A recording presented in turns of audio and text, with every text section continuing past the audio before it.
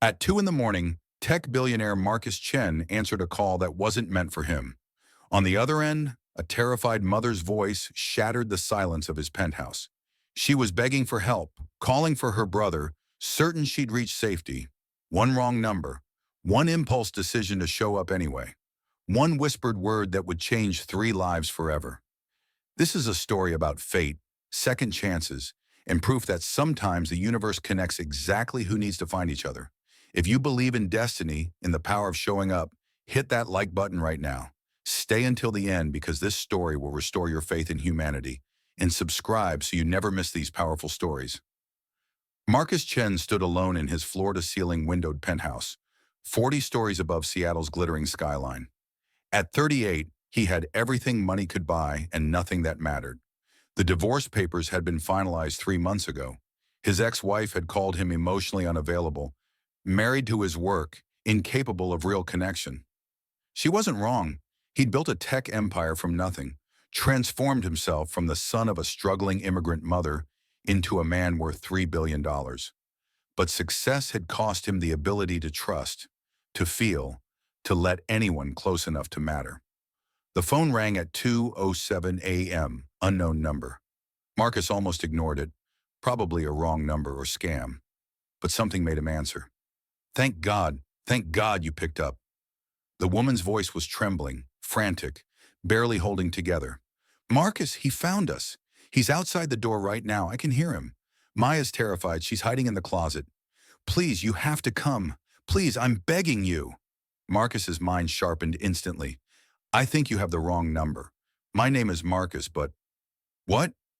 No, this is... Oh God, this is Jake's number. Her voice cracked with desperate panic. Please, I don't care who you are. Someone is trying to break into my apartment. My ex-boyfriend, he's drunk or high, I don't know. But he's screaming that he's taking our daughter. I have a restraining order, but he doesn't care. The police, they take too long in this neighborhood. Please, is there anyone? The line filled with a man's aggressive shouting from her end, pounding on a door, a child crying in the background. Marcus should have hung up, should have told her to call 911 and left it at that. This wasn't his problem. He didn't know this woman, but that raw terror in her voice reached something buried deep inside him, something he'd forgotten existed. His own mother's voice decades ago when his father's creditors came threatening, the helplessness, the fear that no one would come. What's your address? Marcus said, already moving toward his closet for clothes. She gave it through gasping breaths. An address in South Seattle, a neighborhood far from his world of tech campuses and venture capital meetings. Marcus was already calling his head of security while pulling on jeans and a jacket. I'm 20 minutes away, he told her. Lock yourself and your daughter in a room. I'm calling the police right now. Stay on the line with me. Why are you doing this? She whispered. You don't even know me. Marcus grabbed his keys, heading for his private elevator. Someone should show up. I'm showing up. The apartment complex looked tired and worn when Marcus arrived, his Tesla out of place among older sedans and broken streetlights. His security chief, James, pulled up 30 seconds behind him in an SUV. They could hear the shouting before they even entered the building. Third floor. Marcus took the stairs 2 at a time. At apartment 3C, a man was slamming his fist against the door, his other hand gripping the doorframe. Mid-30s, expensive watch, designer jacket. Someone with money trying to break into a lower-income apartment building. Open this damn door, Jasmine. She's my daughter, too. You can't keep me from my own daughter. His words were slurred, movements erratic. Step away from the door. Marcus's voice cut through the hallway, calm but carrying absolute authority. The man spun around, eyes wild. Who the hell are you? This is family business. Get lost. Marcus moved closer, James flanking him. The police are 2 minutes out. You're violating a restraining order. Step away now. I'm her father. I have rights. The man, Derek, Marcus assumed, lurched toward him. Some billionaire white knight thinks he can tell me what to do with my family? I'm telling you that terrorizing a woman and child ends now, Marcus said. Behind the door, he could hear quiet crying. You can walk away, or you can explain to the police why you're drunk and violent outside a home you're legally banned from. Your choice. Derek's face contorted with rage, but sirens were growing louder outside. He pointed a shaking finger at Marcus. You have no idea who you're messing with. I know lawyers. I know judges. That woman is unstable, and I'm getting my daughter out of this hellhole. Two police officers appeared at the top of the stairs. The situation diffused rapidly. Derek switching to false charm, claiming he was just checking on his daughter, that this was all a misunderstanding. The officers knew better. They'd been here before. They escorted Derek out with warnings that next time would mean arrest. When the hallway finally fell silent, Marcus knocked gently on apartment 3C. He's gone. The police made him leave. My name is Marcus. You called me by accident. The door cracked open, security chains still attached. A woman's face appeared, beautiful despite exhaustion, eyes red from crying, protective and wary. Late 20s or early 30s, her dark skin glowing in the dim hallway light, her hair pulled back in a hasty ponytail. You actually came, she whispered. You really came. Jasmine Rivers opened the door fully, and Marcus entered a small apartment that spoke of dignity despite struggle.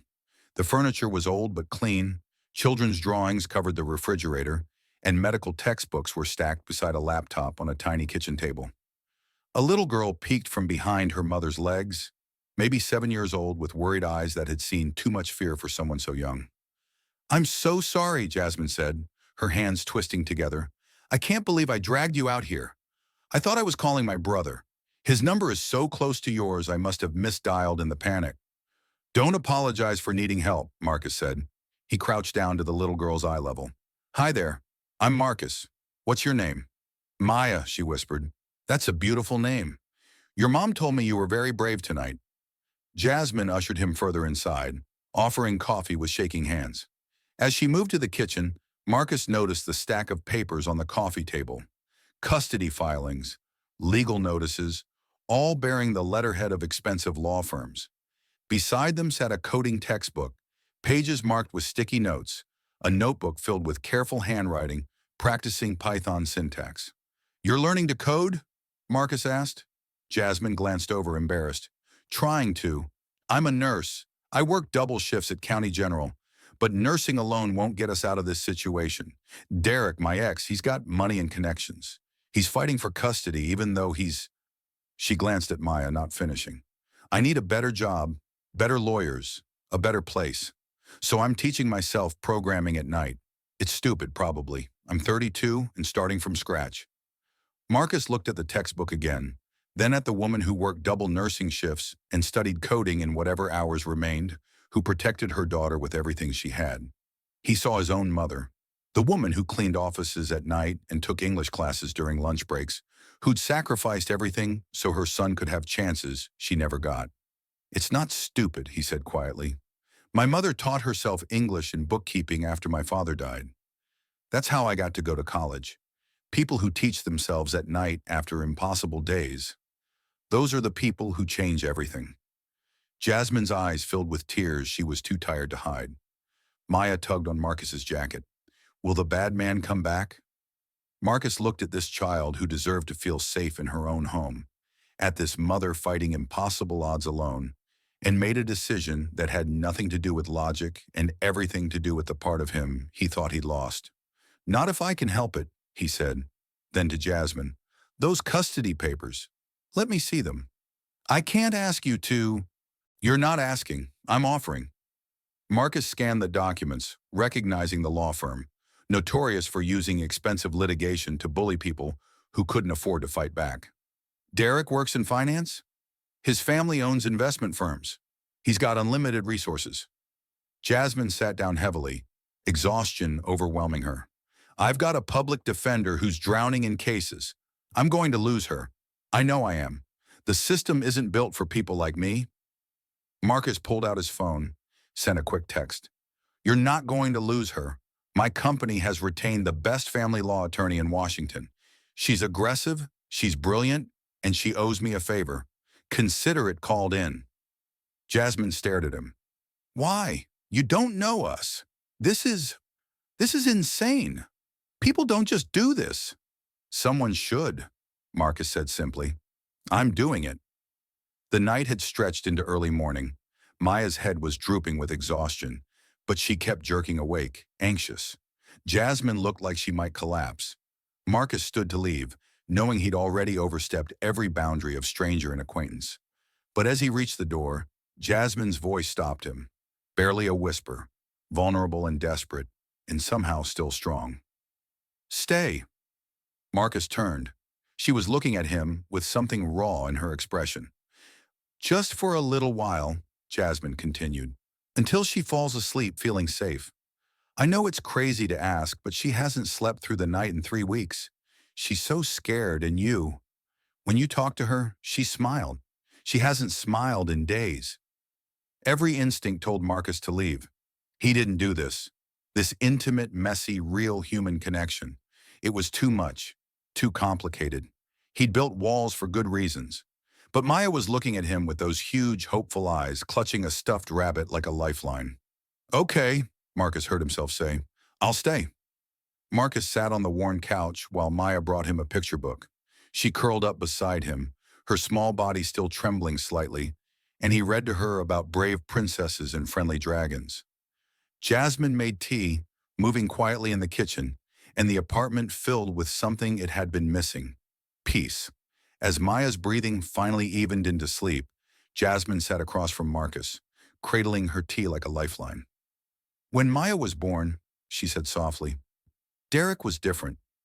Or I thought he was. But he couldn't handle the responsibility. Started drinking, became controlling. When I tried to leave, he got dangerous. He spent the last 2 years alternating between ignoring her existence and fighting for custody just to hurt me. That ends now," Marcus said. "And about that coding textbook, I wasn't just being nice. My company's always looking for people with determination and intelligence. The coding can be taught. The drive you have? That's rare. Come interview for our tech apprenticeship program." Jasmine laughed, a broken, disbelieving sound. "This is a fever dream. I'm going to wake up and you'll have been in my imagination. I'm very real and very serious." Marcus pulled out a business card. "This is my direct number. The real one. Call tomorrow. Later today, I guess. We'll set everything up." He left as dawn colored the sky, but something had shifted in the universe.